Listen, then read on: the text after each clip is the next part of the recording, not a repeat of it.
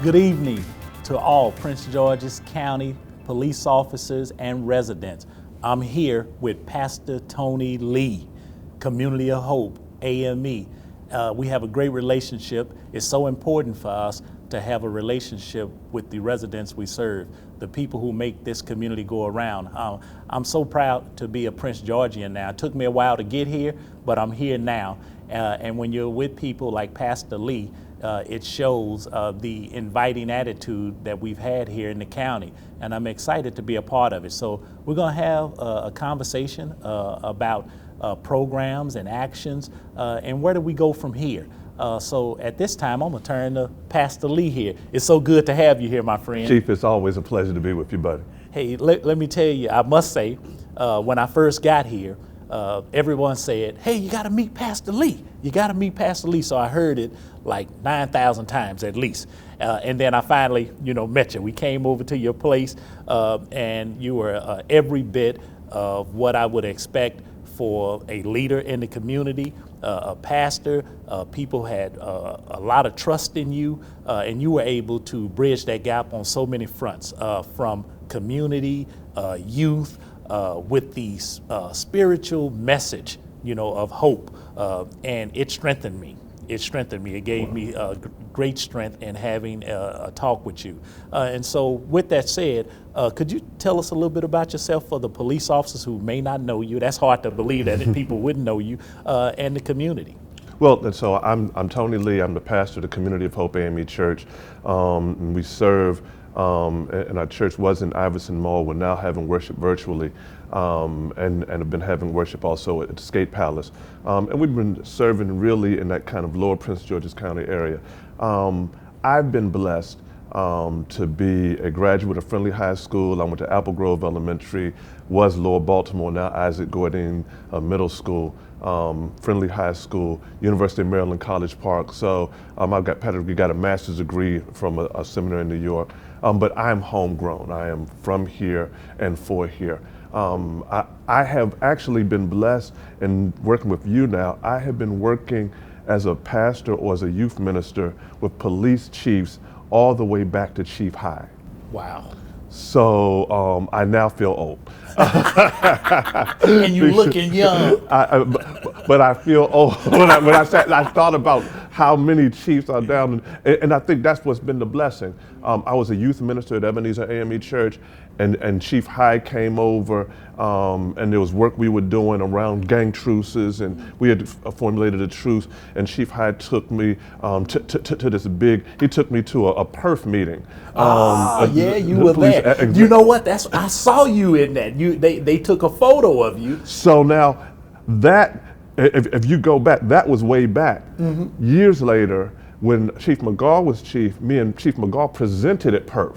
Wow. And they ended up doing a write-up on us and the work we were doing here in Prince George's County. And so I say that to say that we've been working and attempting to work with the police department for years, decades now. And so that's been what's been the blessing. Well, it sounds like you're going to find yourself presenting again in the future with all the work that you're doing. I'm so excited that, you're working with me, as the police chief here, in line with our county executive, Ms. Also Brooks, and she gave some direction, and she even she brought up your name. The county executive said, "Oh, you got to meet Pastor Lee," and so along with her vision for this department in this county, we talked about what programs would be beneficial to us.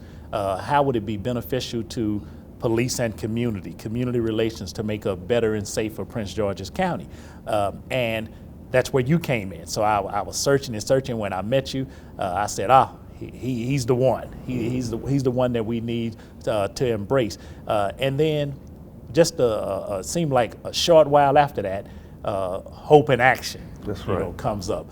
Tell us a little bit about Hope in Action, from just a little bit I said on how it came to be, and the direction in which we're going, and where do you see it, and as far as community is concerned? Well, let me say this, because I know community and your officer is hearing this. Mm-hmm. One of the things I thought that was so impressive when I first met you was that you came to meet with us your third day here. You had been here 3 days on the ground, and you were meeting with a pastor in the community in our location at our resource center. And I thought that said a lot about you, because it said that a priority for you was meeting with community. That we talked, Right. and in that conversation, we talked about some models nationally and that we felt could work here in Prince George's County, that we could put our own Prince George's County spin on. And that's what we've been able to do. County Executive also Brooks, who has been just phenomenal in support. So we've been able to pull together Hope in Action. Hope in Action has a few things. One, Yes. Hope in Action is a community-based initiative that is the community being able to be in collaboration with the police department, but it's a community-run initiative to help to lower the violence in community. There are a couple of pieces. One, and we're grateful because you all didn't just talk about it, you all put funding behind it. A lot of times people can talk good stuff, but the resources aren't there to actually make it happen. And so we're grateful. The county exec yourself put resources behind it. And so it has one thing that's called credible messengers. And credible messengers are people who are embedded in communities, the communities that we are seeing that we're having challenges with violence. They're embedded in communities, and they are there to be bridges. They are there to help negotiate and work with people when challenges are happening, when things are brewing up.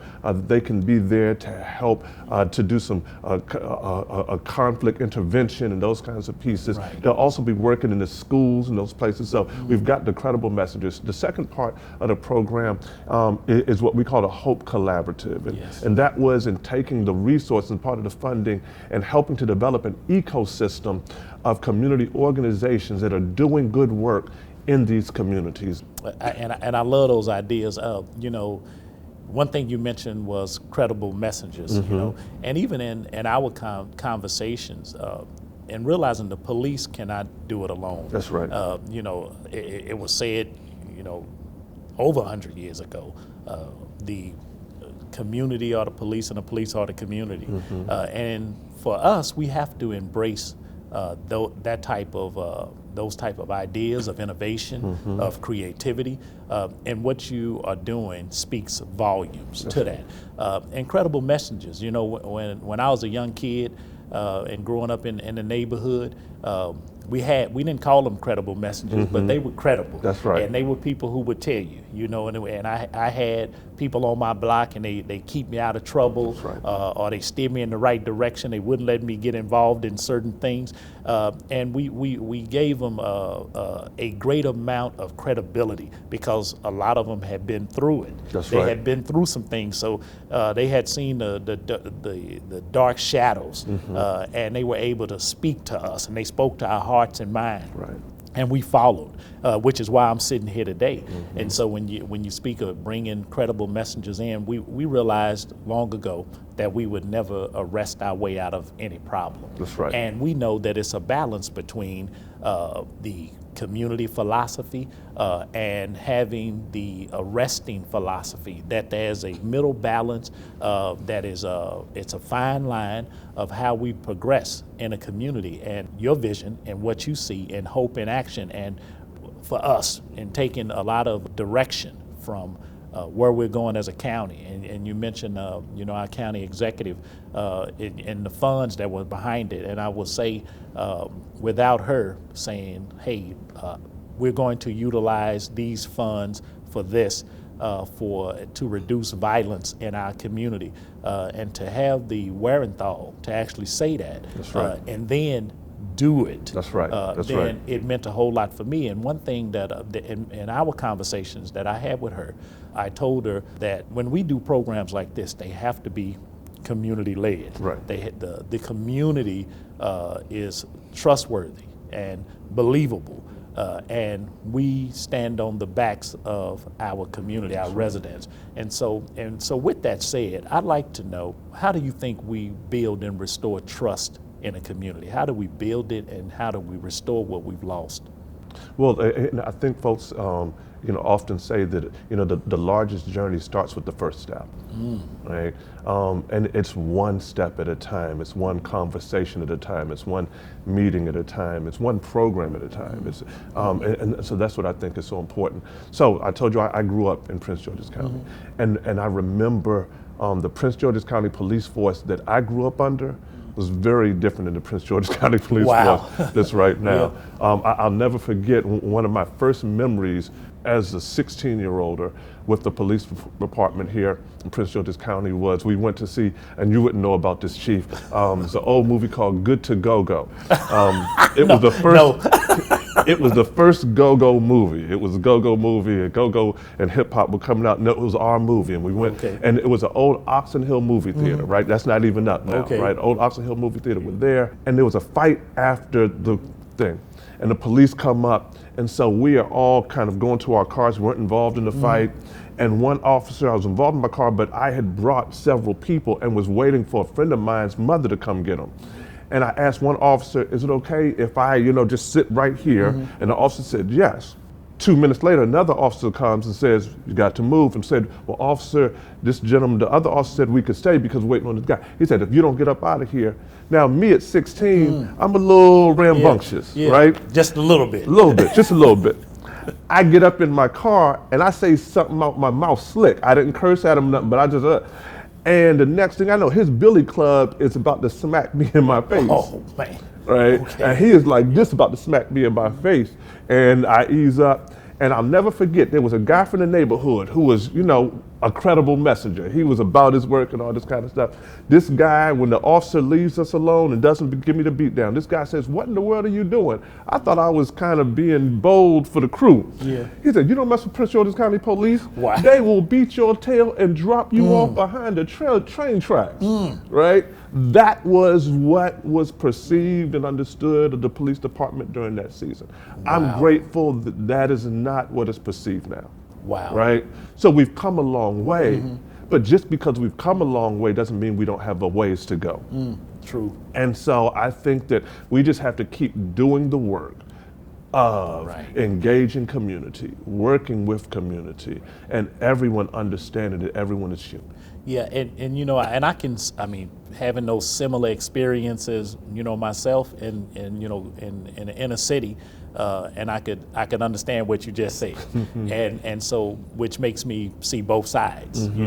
I will say, because you can expound on negative experiences with police, the people that we trust, who didn't appear to be that officer friendly. What was the first positive experience you've had? And how old were you in that time when you had your first positive experience with the police? I think that one of the things, and this came out of Pastor Granger Brown in the Ebenezer AME Church. What he did was he told the officers who went to his church to wear their uniforms sometimes to church. Because he wanted the congregation to have positive experiences with officers and understand that the officers were right there with them in church. Right. They go to church with them. And I was around 18 at the time, around 19 at the time. That was because you got to remember, I came up in this area, when the jump outs would happen, when crack epidemic was happening, all that kind of stuff. And I watched then a model of how the faith community and the police could work together to utilize this building of community. Right. And so that's what I saw back then. And then it's been several since then. It's been great work since then. But that was, if you're talking about that first thing, it was Pastor Granger Browning telling the police in his congregation, wear your uniforms, because I want folks to know who you are as they are in relationship with you here at the church. The things that our young people deal with now, we didn't deal with those things. Generally, we had nothing to, it's like going from, cooking on a stove to a microwave, to a convection oven, to some air fryer. It's just that dynamic going. Something I can relate to, like you wouldn't know about this, but an 8-track tape to a cassette tape. I know about 8 tracks. I used to have, everybody out here will know that I used to have a Rare Essence tape on 8 track. Oh my God. That's how far back I go. You go back to that. Old school Essence on an 8 track. I put it on there. The crackling of vinyl. That's what I understand. So the CDs and now the streaming, this is the extreme in which we're living in the environment. And so I really want to say, thank you for all that you do. Thank you for our relationship and what you do for Prince George's County and what you do in this area that touches DC and a lot of kids traversing back and forth. And I think your reach has been long and it's been powerful. And without leaders like you in our community, we would be taking a step back, or surely we'd be failing if we couldn't have leaders like you in our community. So with that, I'm just going to let you have a final word here of anything you would like us to know from any police side or community side. Well, and I think the biggest thing, I want to make sure to thank you. Thank you because you have, since you have been here, always been a space and a resource. And really, thank you for putting your money where your mouth is. And thank you for working with the county exec and putting the resources together for us to stand up something that can last, that I believe can have significant impact. It's an evidence-based model. It's worked in other places. I believe it can work here. And so we appreciate your work and your effort in community. The last thing that I would say, and I would say this on behalf of myself to all the officers, is that we know it's not an easy job. One of the challenges of policing is that you consistently see us in many ways at our worst, in crisis, in challenge. And you're the ones who go to try to protect us in our most vulnerable and in our most challenging times. And sometimes when people are being their most evil, and you see that, I want your force to know that there are people who are praying for them that they don't even know are praying for them. Yes. That there are communities that are lifting them up, and that we appreciate officers, we appreciate the work of this police department, and we are partners in the growth. Indeed. And that we can only grow, this department can only grow to be the fullness that it's called to be if we do it all together.